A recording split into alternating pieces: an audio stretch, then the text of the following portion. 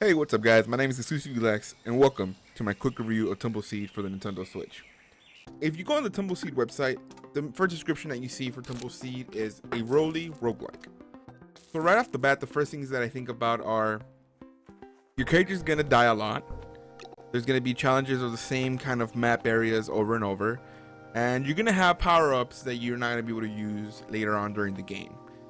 If you die completely, that is, and you're not able to get your lives back, hit that checkpoint before your character completely goes off the map. Now, two of those things are true. You do have map sequences that you play in order to get as many points as you can to get to the top of the mountain. You are playing a seed that is trying to tumble up to the mountain and try to reach the top pinnacle and pretty much ascend to the heavens. You also die a lot. Your character can fall in these holes that you can see here.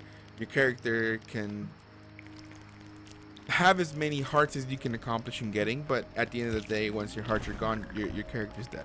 There's no more coming back from that. You have to start the map all over, whether it be your adventure, whether it be your daily challenge. It's not a weapon that you get precisely, it's you get different seeds. So jumping right into TumbleSeeds, your character, you first start off with the pink seed. When it gets to the point where your actual seed can actually start planting different powers or different things, that's when you start realizing that your character itself can change and get different power-ups, but not weapons or anything like that in the true mentality. So you see this a lot in the adventure. Of course, when you start the adventure and you try to progress through the game, one, there is a timer, so there's going to be a lot of speed running into this. There's also daily challenges, like I mentioned, so that also means that there's going to be a leaderboard. So in this leaderboard, every day you pretty much can challenge for the top spot on the leaderboard. And there's also a global leaderboard as far as the adventure and as far as the actual daily challenges that go into it. So the controls are a little bit finicky. You control one side with your right stick, the other side with your left. There's a line, as you can see, that's going directly through both sides, and depending on whether you move your right stick up or down and your left stick up and down, that changes the platform that your seat is balancing on.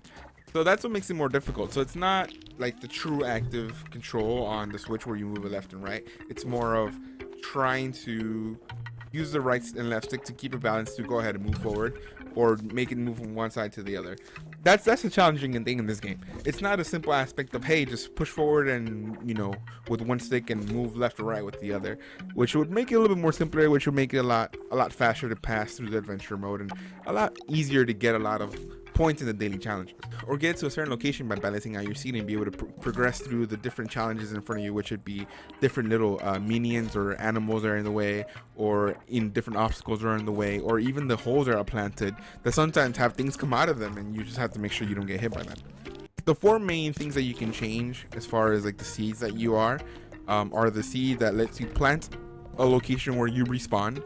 There's another one that can get you more hearts. There's another one gives you more more crystals that you need in order for the power up, and then there's the main weapon one, which is once you plant and you have a certain amount of crystals, you can plant a weapon that gets attached to your body, so you're able to hit things in front of you without taking damage. If you don't have anything that's protecting you and you hit some, or if you hit another animal that's in the map, you will get hurt. If you fall in the hole, you will get hurt. If you do hit the side of the wall or you hit something like an obstacle, you won't take damage from that, so you can use that to your advantage. So that's what's pretty cool about it. You kind of get thrown in without no real explanation at the beginning, and you kind of have to progress through that. You quickly figure it out, so that's pretty cool. Like it's not really holding your hand, but it is kind of difficult. So if you're looking for a game that's fairly simple to play or something for your kids, this is probably going to be something that kind of makes them rack their brain a little bit. It might get them frustrated or might get you frustrated. So if you're looking for something that's simple or not as challenging, you might want to hold off on this one. This one is definitely, if it's for somebody who's looking for a challenge, want something you can speed run through. Again, something that you can get your leaderboard points up, and compared to the rest of the world, this is definitely something you want to look into. Now, one of the great things about this game and why they considered it, or they say, hey, this is a roguelike game, is the fact that when you're doing the adventure, you see different power-ups or different things that you can change to, but those are not the main actual changes or transformations. You see them more in the daily challenges. When you start the daily challenge and you go into one of the good holes, again, there's different holes. There's the holes that you can fall in that are bad, they're just dark circles, and then there's other diamond like shapes that are one for planting and two for that take you to a different place in the level. Well, now when you fall into this level, you can choose a transformation on your right, or you can choose a transformation on your left. You cannot choose both. This is what they make you do, so that way once you start learning how the game is, and once you start learning and what things are going to be in your way depending on the maps that you get, you can decide, hey, I want the night power up instead of with the spikes going around me, or I want something else that's going to be a little more faster or transport me to another location faster. So simple things like that. You start learning what different transformations do, and what your seed is really going to be moving forward with as far as the power. One of the only things I didn't really like is that your TumbleSeed doesn't have to be completely get enveloped in the hole in order for it to fall. It could just be like kind of halfway, and I noticed that it keeps on falling in that direction even when it's just like half the body. I'm like trying to kind of peruse around it, try to get around minion and trying to move forward, and then my body's half in there. I'm thinking, hey, I can kind of balance this out of the circle without really worrying about it, and then all of a sudden it falls in. Now you can fix the different dead centers that you have on your right and left stick in the options menu. At the end of the day, even when you're balancing your actual balance beam left or right, the transition from your TumbleSeed going from left to right is actually pretty quick, even when you're trying just to move minuscule changes, and it's pretty difficult. Or when what I noticed is when I was trying to move forward and press them at the same time, I guess I would do one side a little bit faster than the other, because it would always tumble left or right. There was no way for me to really keep it in the center, which makes it more difficult. And especially when you're trying to get through like a certain hole or like a certain place in the gate, it kind of takes, it can take you a little bit longer than you intend to. Which makes you want to move slow, which kind of gets a little bit frustrating, but that's okay. This is a game for people that like a challenge, that people that are looking forward to a challenge. This is not a game for people to just pick up and say, hey, I'm gonna be done with it in 5 minutes, which is a good thing. There's a lot of things to do. Obviously, once you do that adventure, you're done with the adventure in single player mode, but then you have the daily challenges to move forward.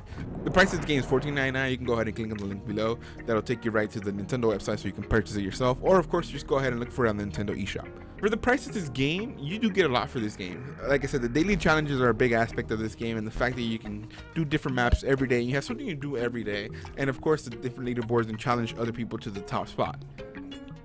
So for that price, it's not bad. It's not bad at all, and I definitely do suggest getting it, again, if you're the kind of person that likes challenges, or the kind of person that likes roguelikes, but this one is in a little different vein of a roguelike than before.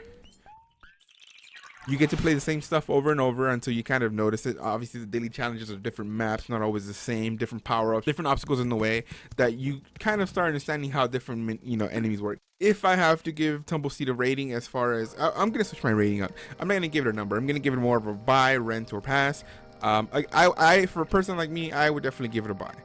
This is a game that you can quickly pick up on your Nintendo Switch. Again, I'm all for indies at this moment, so I do want to purchase more indies on my Nintendo Switch, so we have more games coming to it. So take that with a grain of salt. But for TumbleSeed, I definitely enjoy it. There is some stuff that I think is maybe too much as far as them trying to give you a challenge, and they're just trying to push their boundaries, and I think they kind of bring it back down a little bit. But TumbleSeed, I think, is a good pickup, especially if you have something to do every day. Pick it up on your ride to work or whatever, play a quick game, or get home, play a quick game with TumbleSeed, a quick daily challenge, put it down, and you have something to do the next day. Again, guys, I hope you guys enjoyed this quick review for TumbleSeed on the Nintendo Switch. If you did like the video, go ahead and hit that like button. If you want to watch more videos like this and more Let's Plays and stuff like that on my channel, hit the subscribe button. And as always, guys, I'm Exclusive UX. Welcome to the Exclusive family. We're in for a hell of a ride. Take care, guys.